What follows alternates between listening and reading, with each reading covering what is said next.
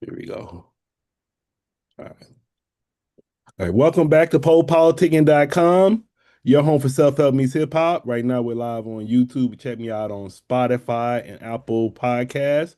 1212. I'm rejoined by Regi Angelou. How you doing? I'm in here. I'm good. Thank you for having Yeah. me. I would say, man, I like your social media. Your social media be popping. I gotta give you your props. Thank you. I appreciate that. I feel like I've been so off of social media and detached from it lately. I used to love it. It used to be a place where I went up there to have fun, and then it just became like a live streaming nightmare box for me. I don't know. Maybe it's my algorithm or what I decided to be tapped into. But I kind of got away from social media for a while and was just social media was a place where it once was a place where I intentionally like did creative things, like a little projects, little fun, like let me do a little, I'm gonna do my hair and I'm gonna make a project out of making a video of doing my hair, and then I'm gonna do the editing and so on and so forth.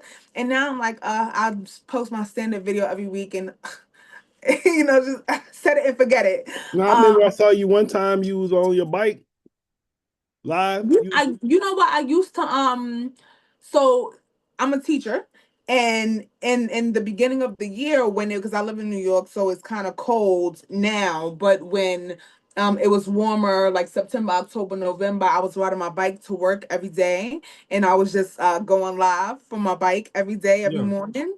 But then I stopped that in November, and I feel like that was probably around the time that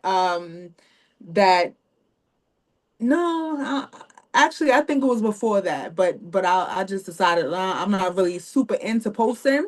But I say that because I think that and I feel that, but many people of late, and when I say of late, I mean like the last like week, 2 week, 3 weeks, have been telling me how much they really connect with my social media and they like seeing me, and I'm just like, wow, thank you. Maybe I need to like reconsider how much energy and attention I put into it, because people are watching and they do get value out of it even when I give it less. So maybe I can give it a little more.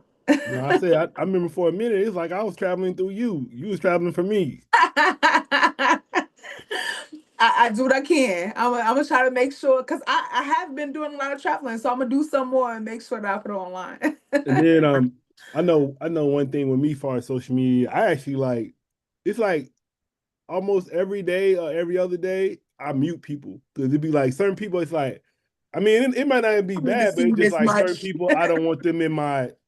So I mute people. I'm like, why did they add this little shit where everybody can write something in your notes now in the messages? I don't want to see everybody Yeah. notes, so I'll be muting people in It's that. like, I don't want to see your constant thoughts. It's too Right. much. Man, Yeah. I don't know So what so people like think this much. I mute a lot of people. I be muting so many people, so I be trying to get to like I said, I ain't muting you, of course. I still talk about you, but if you just on there with some whatever, you probably get muted eventually.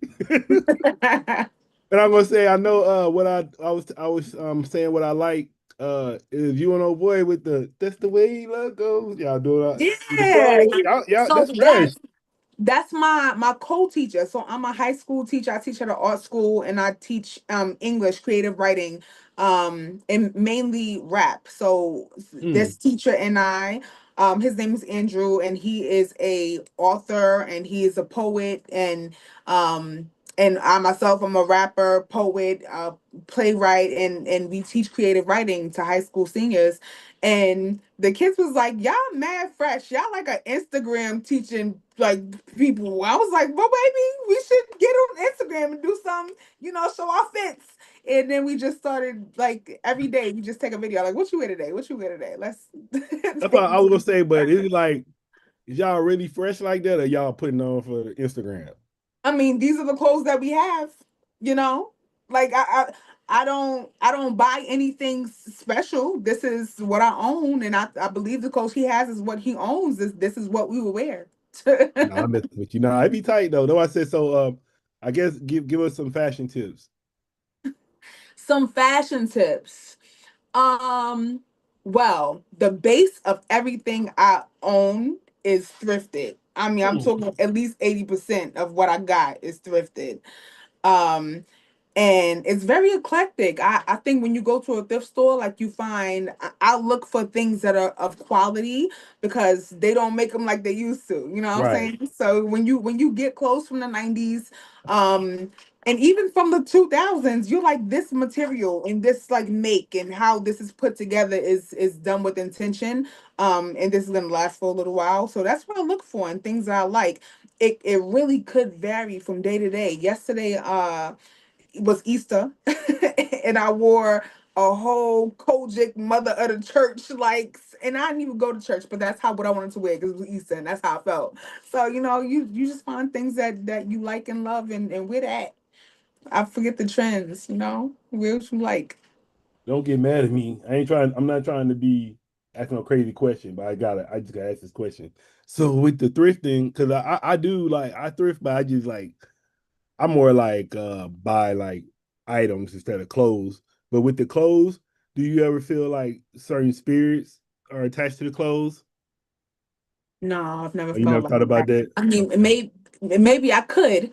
I think everything is everywhere all the time, and you can decide what you want to tap into. I never tapped into that, and to think wherever this came from, like wherever this was sourced from. Thank you for making its way to me. Whatever Yeah. energy you had, be a good energy. It got its time with your good energy. If I'm on some bullshit today, it's gonna get some time with my bad energy today. So whatever it is. All right. And then that's a good answer. I'm gonna start looking. I actually was gonna start doing that. We was gonna start going thrifting like every week. Then I just got away from it when the war instead all started happening recession. But I gotta get back on it. But I mean, say I remember like we were saying last time we spoke. I think it was actually like 2021. And Mm. then you were talking about blending education, art, and purpose. So has anything like as far as your life and your mindset, has anything changed since then, or are you kind of on that same path a little bit? I'm on that same path. I and I didn't even like refresh myself on what we spoke about before. I was just like, well, we gonna be here today, so it's what we gotta say today. uh But we were talking about blending education, art, and purpose. Yeah, for sure. I don't like I said, I work full time. I'm an educator. Um, what it's really hard being an artist and working in any job, 40 hours a week, and also doing your art and putting like decent energy and attention into that. However, I feel like in order for me to comfortably and successfully do that, it can't really be separated. It can't be separate. Which is why I'm a creative writing teacher, and I work at a performing arts high school, and I'm also a production coordinator. So, I think in the last 2 years, maybe a little less, I've really decided. Everyone wants to say you have to like, if you a person that does a lot of things, you got to pin it down. You got to have a niche. You got to have a lane. You got to have this, and I think that's for somebody. Yeah, that's true for somebody, but it's not really me. And I am an everything artist. I have a lot of talents, and I don't necessarily want or think that there is a need in like my destiny for me to um identify some lane that I want to go down. Like I'm things come to me. I'm attractive and I know it, and I have many things that I do that do attract the right energy and the right people and the right opportunities, and that's all the time and that's everywhere. So and while I teach, I'm teaching my students how to write poetry, how to read and understand poetry, how to tell stories, um, how to understand stories and like contextualize all their surroundings. And like now I was also a history major in college, and that's part of like my life and who I am. And the writing, you don't just pull it out your ass. It's not from nothing. It's contextualized by your life. So yeah, in my career and in my life, I'm teaching my students how to make art of everything they experience and what they learn and what they know. I and that's with my career and how like art just blends all into that. And then when I'm rapping and when I'm writing poetry, I'm talking about what I know. And but I'm doing I've been theater has been a big part of my creative life in the past couple years. Um and I don't know if that's not necessarily something we talked about the last interview. But I've directed a couple plays. Mm. I have like set design, costume design. Okay. Um right now the opening of Cats, the Jellicle Ball in New York is tomorrow, and I'm styling a couple of people that one that's in the play. I just came from fitting Laomi just today. I was telling you about that. And then another whacker, Ugba, who's one of my closest creative collaborators. He's going to be at opening night, and I'm styling him. So I'm actually at one of my creative inspiration and Taylor's house right now. We getting some final touches on these outfits. So like everything is everywhere all at once. Everything everywhere all at once. It's really not um I don't I don't limit myself. Mm. I don't limit my time. I don't limit the access that different creative inspirations have. You know, they can come to me at any time and I give it attention. Yeah, that's what's up. I was gonna say, I remember the last time too about the because when you were principal before, I I remember you talking about was. principal. Yeah, yeah, I I remember was that. not, and specifically, I was intending and trying to open a charter school in Far Rockaway, and that's where I'm from. That opening a school Yeah, I'm gonna ask is you. You know what I'm gonna ask you now? Cause well, I'm gonna let you say what you gotta say, but then I'm gonna ask you about Umar since you have that experience too. What you been saying? well. I don't know what she was going to ask me about Umar, but because there's a lot of things about that nigga, we can say a lot of things about him. But specifically, opening a school has nothing to do with education. It has nothing to do with like teaching kids. It is a whole different like business and politics and uh you know money and connections arena. It's a whole Hmm. different arena. It that has nothing to do with actual education. And then when you are a principal, because most principals don't open schools. Usually, the people who open schools are politicians and business people. It because that's what it takes. You have to be interested in being in that world, and after making the time and space and effort in my life to do it, it was like, oh, I don't want to do this. I Yeah, don't want to open a school.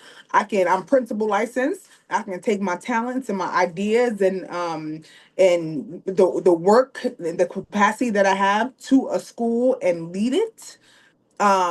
But I don't want to open a school. So, and then, so that's there. Then being a principal is a lot. It's a lot. It requires a lot. is it It's a like lot Joe of time. Clark on And Lean on Me, Joe Clark, or is that what's fictional? fast? You remember Lean on Me? Is it Yeah, like that, or is that kind of fictional, or is it like that? it can be. It depends on who you are. Huh? It can be. Um, And I'm at a arts high school. It's not like that. These kids real soft. Huh? They real soft and colorful and like squishy and weird and artsy and whatever else. Right in Brooklyn, they yeah, they artsy kids. And they're great. So, but what I was saying was that being a principal, you go home and you still a principal. You out to eat and you still a principal. You wake up in the morning, it's all the time. You really don't Right. have time to be an artist, to be a creative, to sit and Decompress. ponder, to think about things. And I want that time. I don't want I do not want to give all of my time to thinking about what I do for work. So um while I have that in my pocket and I got those like degrees and certification and things, I don't want to do that. Yeah, I'm teaching. I'm production coordinator. That's more of the lane of what I want to do, because you can be an administrator and not necessarily be a principal. You can take your talents to specifically administrating one part of what a school does. And at I'm at arts high school, so I produce the talent shows. I put together the graduation. I help produce the prom. Things like that. That's that's what I have the capacity for outside of teaching and doing all the other art that I do as a Regi Angelou. Hmm. And then I was gonna say, so with the music as well, like I said, we talked in 2021 and it's 2026 now. Like what have you noticed as far as with hip hop, and have you noticed any trends and changes yourself in the last 5 years? Um, in the last 5 years. So I think when we talked, I had just got a new manager, and he and really the artists that were out at the women rappers that I knew of that were out at the time was like Nicki, of course, but then like Meg the Stallion, City Girls. Right. Yeah, I don't think Ice Spice was out yet. No, definitely not. Yeah. It was Meg the Stallion and City Girls. They was popping. Yep. And Cardi. And Cardi, now Meg you the got Stallion, City Girls. Glorilla and Sexy Red.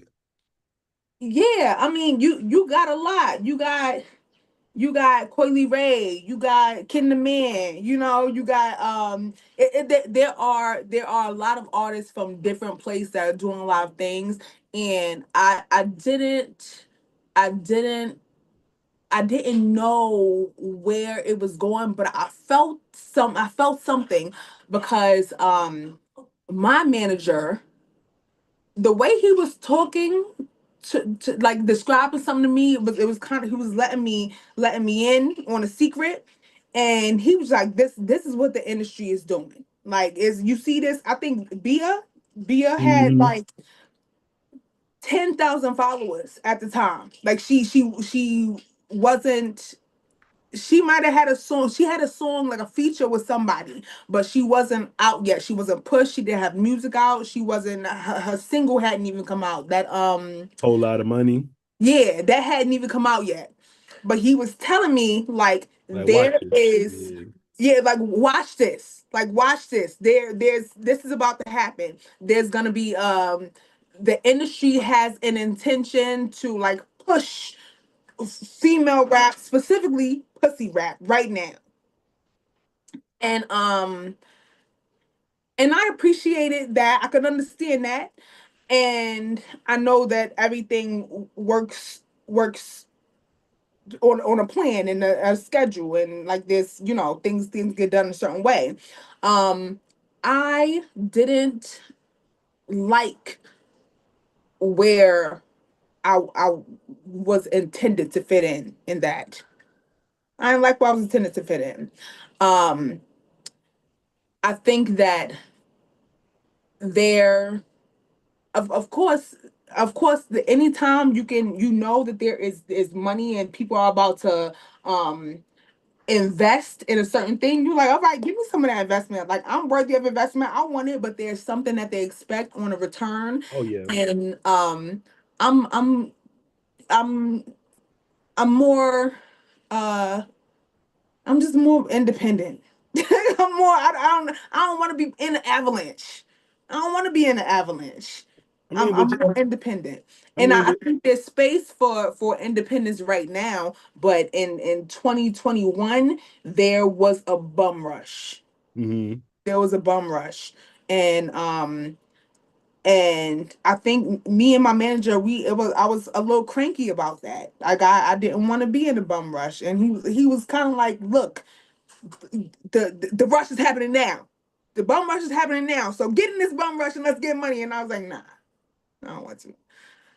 So So I see a lot of there's a lot of there's a there was space made for a lot of artists to come out and do a lot of things, and they popping, they fire. I love all of the artists that have come out in the last 5 years.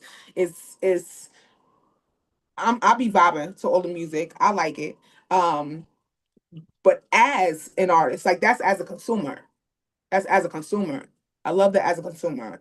As an artist, um, the trend right now, I think is we getting out of the the rush, and there's more way for artists to be like individual and independent and uh like true to themselves. Yeah, I was gonna say, cause I was saying like even like your name is Angelou, so that would be kind of crazy if you was rapping like that, like hardcore, and your last name is Angelo. That I mean, it might work, tell you the truth, because how crazy the world is, but that would be crazy you doing that. So I'm glad you took a stand, because You know what? So yeah, that would be crazy. That'd be crazy and that'd be funny. I mean, and that's I like crazy, so but so I got a song that's called I'm Expensive. So one thing that I yeah. was doing is the money that I've made from music has been from movies and television. Mm. Like in the last 5 years, that's my music money. That's the music that I've been doing. Music, movies and television. And I'm on a lot of reality TV shows. I'm in a lot of episodes of Baddies. Um, I'm on uh Which series? Africa For and real? this commentary USA. I Yeah, started watching, my head started hurting. I'll be having to turn off. I could watch it's a like one lot. episode and my head started hurting. I'm like, It's a shit. lot. I can tell you what specific episodes, but they're not. I made that song. I'm Expensive. I think I need to write an article because people didn't necessarily pick up on the parody. Especially with the video. I don't know if you've seen that video, but I'm Expensive You was was in the car, right? yeah, Yeah, I was watching ride through the projects. I had on a leopard dress and a big blonde the wig. wig and stuff. Like Like, it was, and all of my videos are like pretty creative and individual. Like every single one is a art project separate from the next. So there's not necessarily like a correlation for people to say like, oh, she's you know doing this. This is Reggie Angelou's character. What you should understand Reggie Angelou to be is an artist that does many things and consider each project on its own merits. But that I'm Expensive was when the first time I got a sync deal and was like, oh, this is what y'all would pay for. Like I put a lot of time and energy and heart and soul into my writings, my raps, my videos, and everything else. And I did a sync deal with the silliest, like repetitive lyrics, stuff that I really don't care about because they require in order to get these sync deals, to get your songs in TV shows and even in movies, they need to be simple, repetitive, simple, repetitive. Don't say a lot of words. Don't say a lot of words. Don't talk about nothing deep. Don't talk about nothing deep. Like that's what they tell you. Simple, repetitive. Talk about partying, good times. Don't talk about anything deep. Don't say any brands because we want to be able to market it. Don't talk about anything controversial. No stories. Don't story tell. Don't talk about anything current. No like politics, society. They really want you to talk about sex, drugs, and rock and roll. That's it. And mm. I'm Expensive was was the first song that I think it either was the first song, it was after the first song that I actually got a deal with the sync agency and I got paid for it. And I was like, oh, this is what y'all would pay for. I, it's not necessarily, you're not necessarily looking for the depths of my mind that my projects pour out, that the things that I want to do like are you're not looking for my projects, you're looking for your projects. You're paying me to make a project for you to be able to market some bullshit. um and that's I'm expensive was a parody. It was a parody. I got on this cheap wig and this like cheap leather dress, and I'm expensive, and I'm right through a hood, and it's just like this silly shit is what y'all will pay for. And there's so much more. I know so many rappers in New York City, women rappers in New York City that's like really spitting, like doing fire shit. If you watch One Train ciphers and you see all the women that are just rapping in the hood, outside in Brooklyn, in the Bronx, and just in New York City, and they're not getting money for that intellect. They're not getting money for that skill, for that talent, for their performance value. They're the people with the money are right now, and in the time that I made that work, like 2024, 2025, um they're they're giving money for bullshit. Hmm. So it was a parody. That was a parody. But yeah, I'm creating a lot of different art. I got so many different projects, so many irons in the fire. Yeah, I think Scarlett kind of like that too. Cause you remember when she first came out, she was rapping about all like what she went through, how she was molested and all that. And nobody really listening to that. She had started showing her ass and stuff, and now they watching her again. So Yeah. yeah. I would say, and then I kind of like I said, I kind of want to ask you about your travels a little bit. So, is any lessons you learned like far as like I know you went outside the U.S. a lot of times that changed you as an artist or a woman, like visiting outside the country? So my last the big tour was 2023, summer 2023. Um I got booked to perform at a UN conference, at a feminist conference in Rwanda called Mm, Women Deliver. And they booked me to do poetry. They booked me to do poetry. And I performed for over 50 presidents. And my poetry I was talking that hot shit. It was a feminist conference. So I was like, what, let me out. Y'all invited a black feminist and put me on the plenary stage. I'm in this huge space with leaders of the world all around me. And I was like, now is the time to talk my shit. Um, and and they respected it, and they really appreciated art that I think from the various countries that they're from, like push the limits of what women want to talk about and what women want to say in large spaces, like in public, what women want to say in public.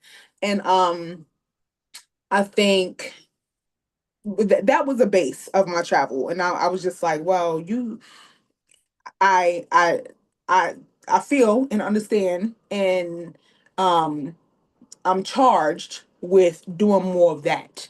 Like, be as much as I can, getting into as big the biggest spaces that I can, and talking the most shit that I can. Um so that was in Rwanda. That was in East Africa. And that was also in the political space that felt like it felt like it was missing me. Like there was if I didn't go in and start saying, well, God is a black woman, and like the first thing I said when God put me together, she must have been on LSD. And that was the first line. And oh, wait a minute. Um, I think that I didn't hear anybody else say anything that told me that God was in my image and had my freedom in mind. I didn't hear anybody else say that. So I think that that if nothing else gave me permission to gave me the charge to do that more often, and gave other people permission to do the same wherever they are. So Rwanda was my first stop. Actually, Rwanda was my second stop. It was so. Let me tell you about this. I got booked to do this performance in Rwanda, and they allowed me to choose my own flight.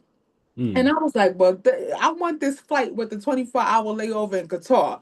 Give me that. so so then I went to Qatar. And then I told them, well, my return is to Thailand.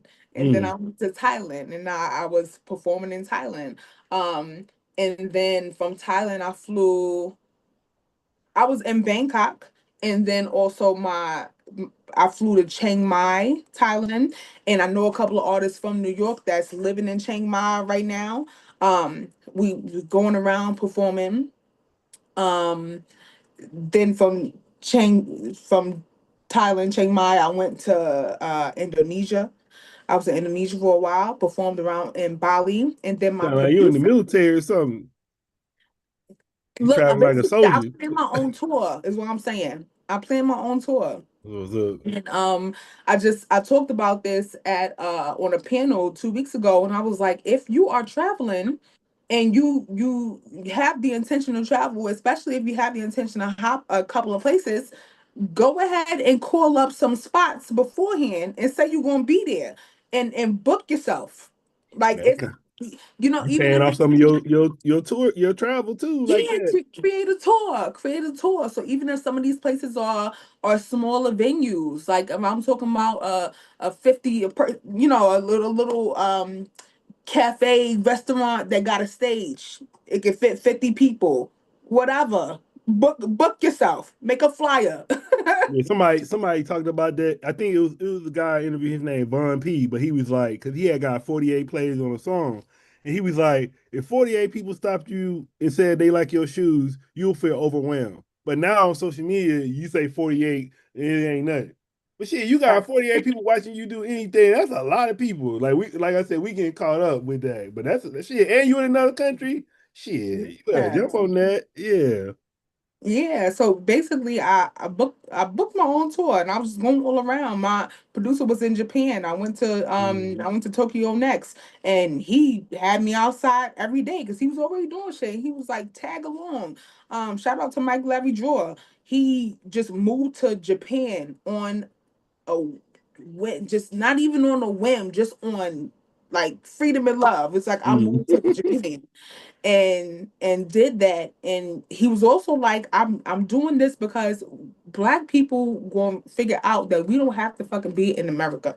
We ain't got to do this, and when niggas decide where they're gonna go, and Japan is one of those places, let me be the bridge. I'm already gonna be here as a start of this next leg of the diaspora. And I was like, fire. So I was in Japan going around with him. Then from there, I went to the Philippines, and they that's where karaoke was invented. So Yeah, they love they karaoke. They they love love black music too. karaoke, and they love black people too, and they love black women specifically. And so they just had so many performance opportunities. It was like, oh, you want tomorrow? You want that? So I just booked my own tour. So those are two things I learned. That spaces are waiting for you to speak up. Places are waiting for you to speak up. They ain't got nobody else is gonna do it. Somebody gotta do it. Might as well be you. And secondly, book yourself. Mm. Self. And then this kind of off the cuff, but what's something that people are not ready to hear but they need to hear?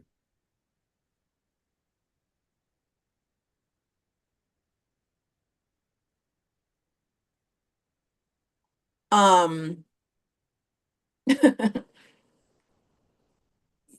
you don't gotta be here. You don't have to be physically here. That's one for me. I've been like plotting my next move. It's black people all over the world. It's better living, better experiences, better better bitches, better money, better everything everywhere. And you can make the life you want anywhere.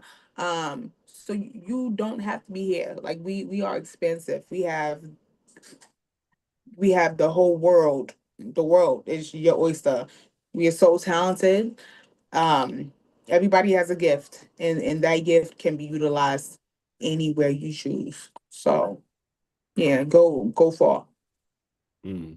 And then I meant to ask you about this too because I want to see what you feel as an educator. So I know one thing that wasn't around as much back then in 2021 was AI. So how you feel about just AI with education and AI in music? I know I'm them badass kids stressed. be using AI. I'm stressed. I'm stressed.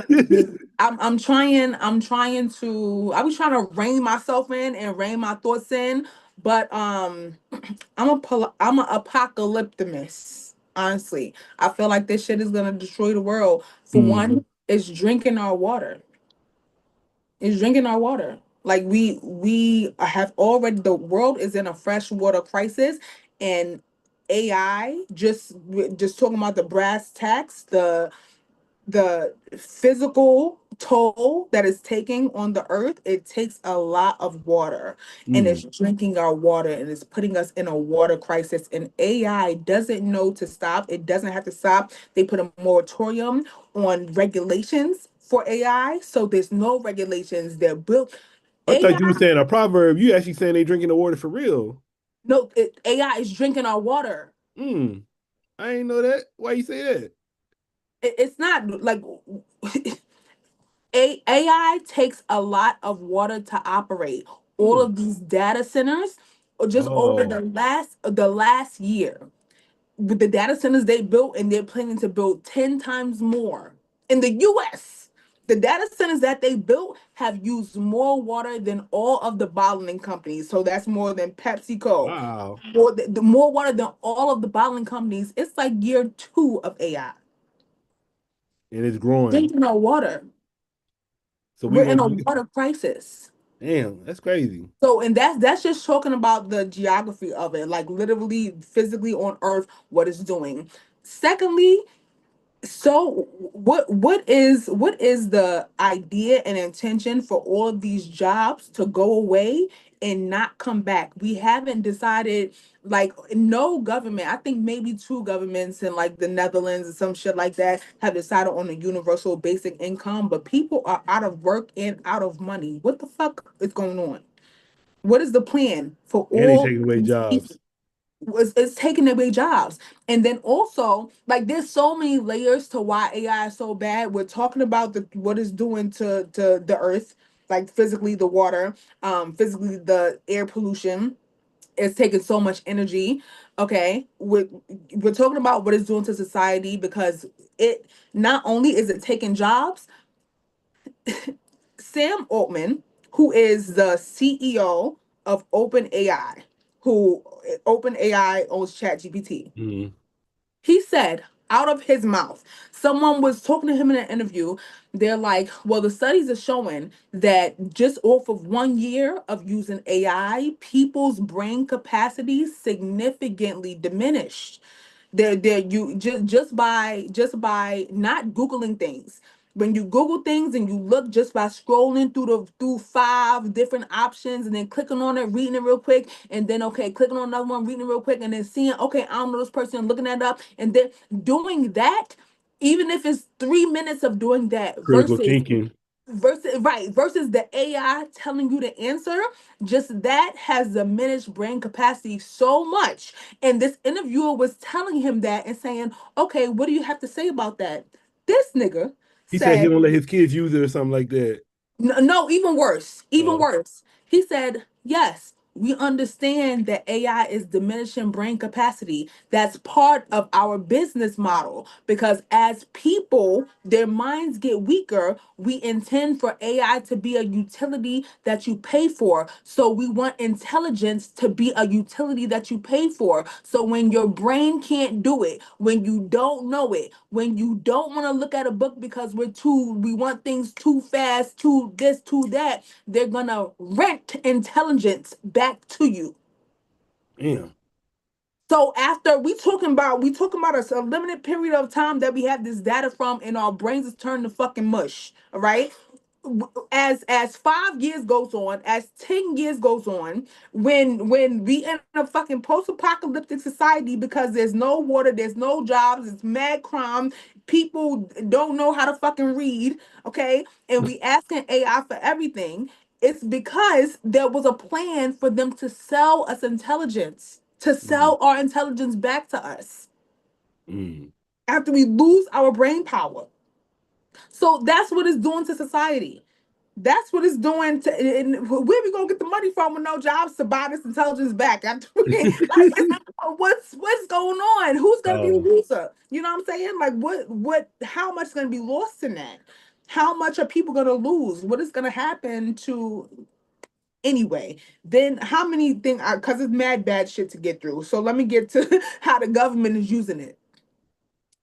Before 9/11, it was pretty illegal to spy on Americans. It was illegal for the American government to spy on Americans. The right. patient changed all of that. So now AI is able to comb through all of the data and information that we have on people and simply give that up to the government. They're using AI to decide who's a threat to, like, I don't know how much politics you've been following, It, and I don't necessarily encourage people to follow all of it because it can be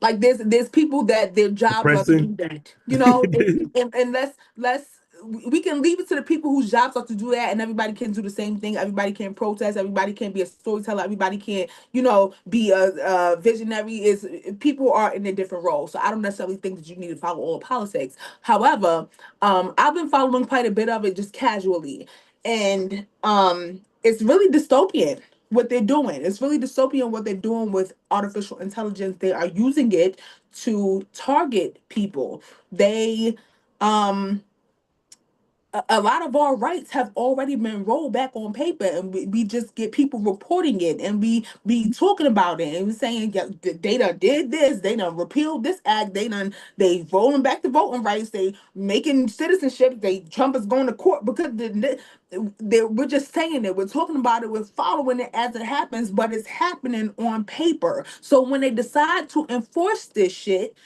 um AI is making it possible for them to do it on a mass scale. AI is making it possible for a fascist government to violate our rights on a massive scale at the push of buttons, at the command of a prompt. That's happening. Um, so that's scary. Their weaponry within Anthropic being unwilling to let the government have use of automated weapons using artificial intelligence, like artificial intelligence deciding who lives and dies, and Mm. making decisions on like missiles and bombs and so on and so forth without the human input. Anthropic said no, we can't do that. And then the United States government under Trump was like, all right, you ain't the only fucking AI. And they went to another AI company, Open AI, with Sam Altman, and they said, well, if they want to do that, who are we to tell the American government they can't? So now they use automatic weapons. Have you seen these fucking dogs in Atlanta? Yeah, yeah. This shit is happening. It's happening all around us, and we just took the fucking shade room was covering it and shit like that, and we just No. watching it happen. We watching it happen. So, I'm thinking about moving to like Burkina Faso or something like that. Like maybe I don't know, maybe Indonesia. So Maybe I would say your kids, your students are not using the AI. not really, not really. But I know Just students are, but my students really aren't, because that's not the my students are artists, and to thinking about what artists do, like artists are upset with AI. Like music makers, they're just taking. well, I not just see Timberland. Timberland. He everybody get mad at him because he like I know he working with Suno. music makers are mad at AI. Timberland is not really a fucking music maker anymore. He's past his prime. All right, Oh, he's not a music maker. He's capitalizing off of other people that make music.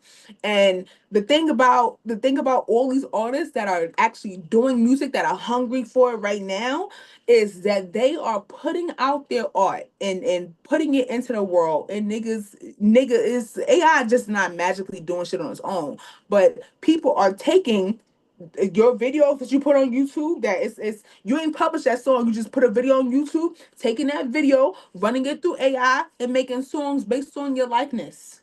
Mm. So that's it's AI is just too. I don't see the positive benefits. It needs to be regulated. You know, there's a lot of people that are kind of like anti, not anti AI, but anti how AI has been going. They're talking about how AI is takes so much resources and so much power, and is so big and like powerful and possibly destructive. And everybody got it in their pockets. So when we talk about, for example, transportation, we know that some people can fly a plane, and a lot of people drive cars, and many people can ride a bike.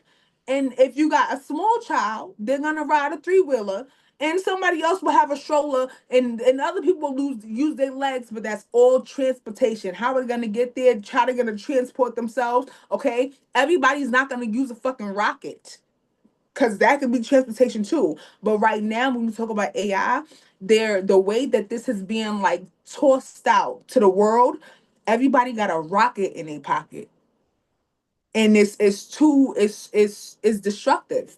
It's drinking our water. Mm. It's drinking our water.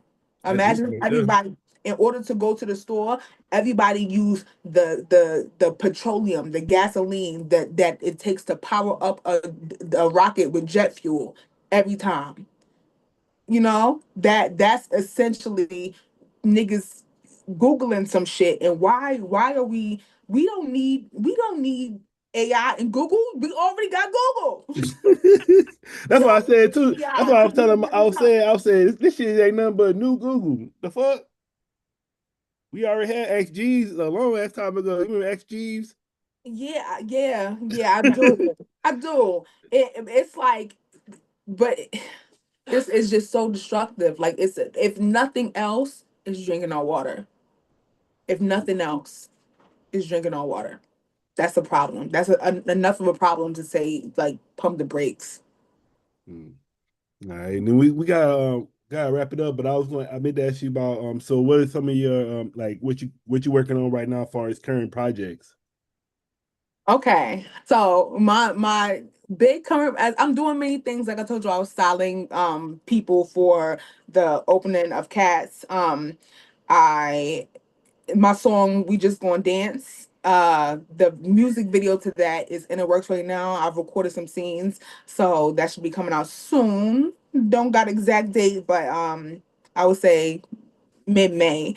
But my big project right now that I'm writing grants for and trying to get the funding for, that I will get the funding for. I'm $25,000 is what I'm looking for. So, you know, um, it's called "Pussy Rap in a Coconut Tree," and it's talking about how um, the way that all throughout history, like women have done things that have were necessary in order for somebody 20, 30, 40 years later to continue to move the goalposts forward. There had to be something that came before that you were able to pick up the baton and run forward. Mm. And Pussy Rap in the Coconut Tree is saying like, right now all eyes are on not just women, not just black women, not just rappers, but specifically pussy rappers. There's so much, it's a big microphone. There's so much attention and time and resources that are given to listening to and looking at pussy rappers. So that's a big stage. So what we gonna do with all that power? Man, And oh.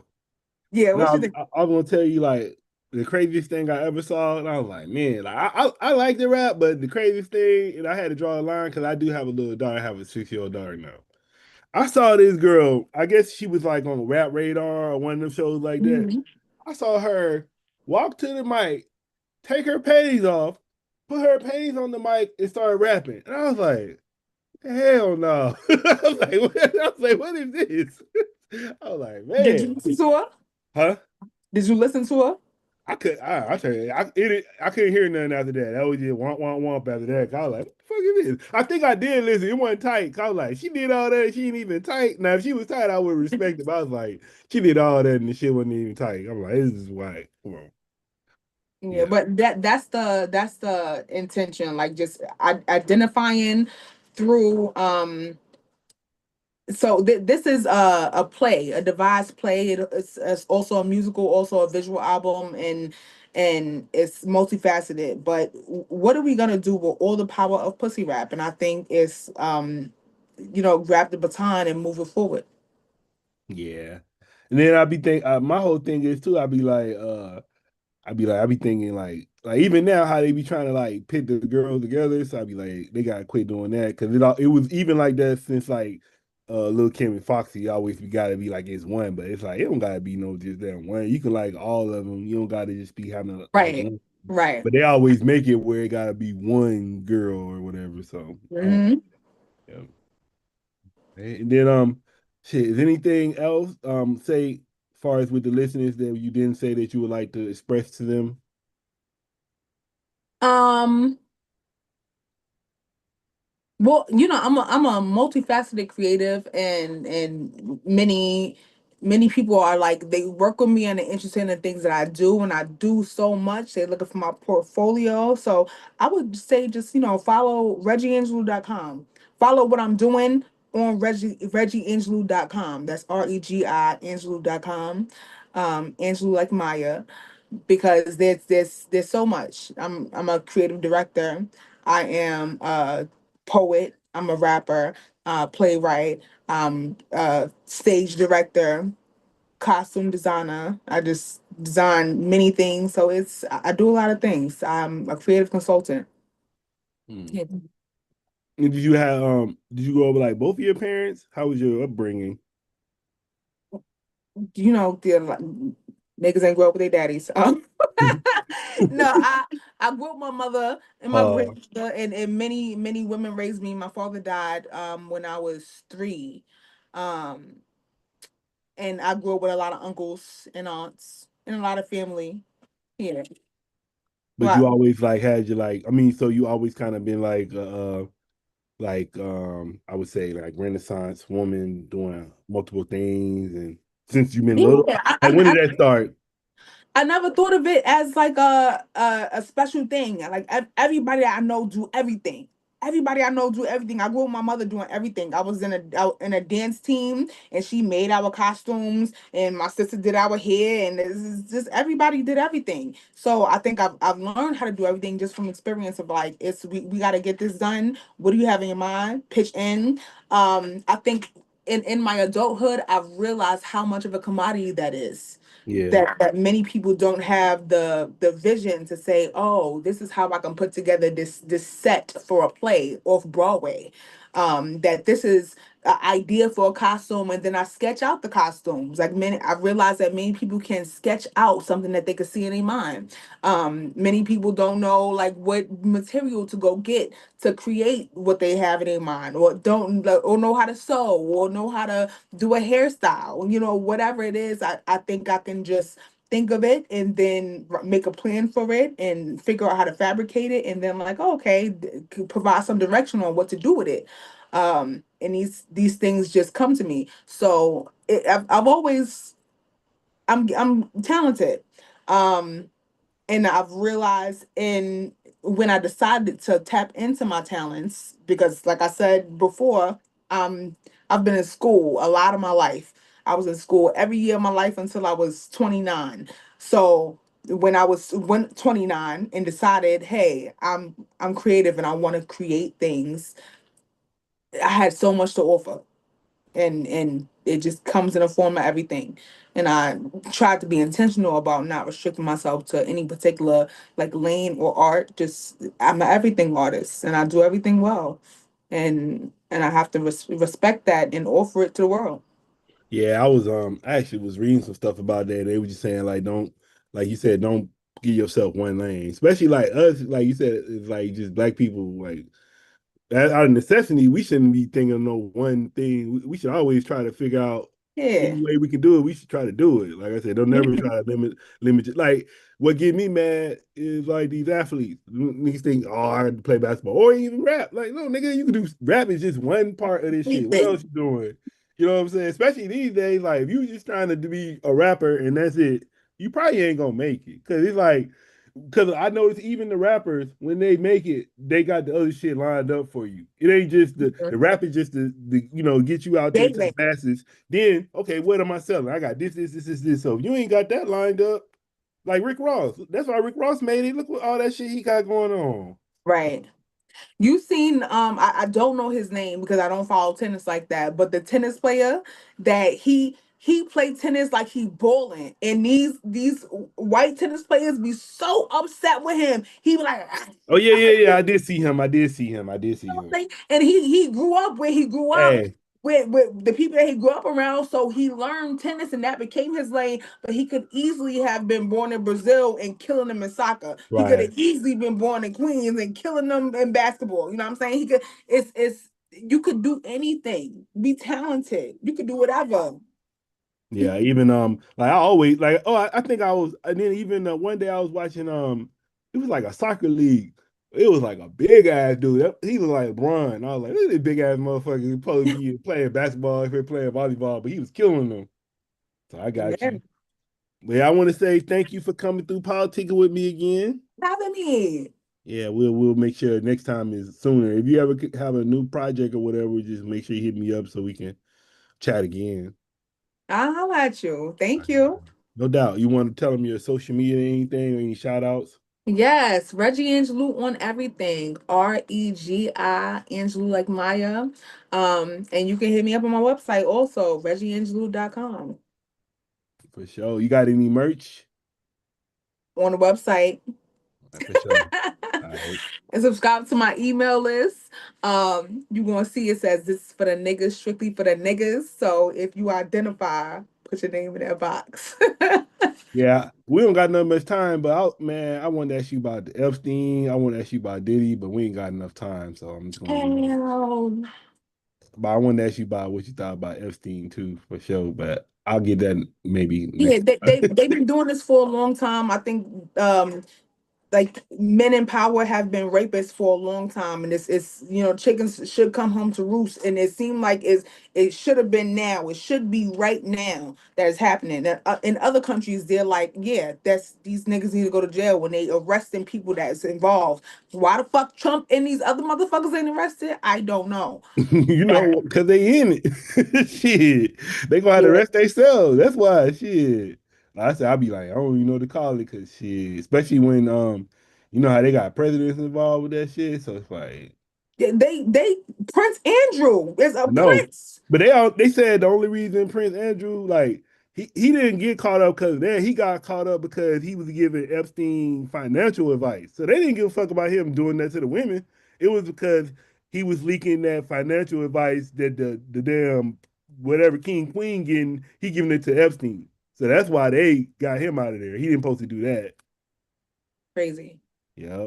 But yeah, crazy. so yeah, it's crazy though. It's a lot of shit going on nowadays. I just be like, yeah, I don't even know what to think sometimes. Just gotta keep going.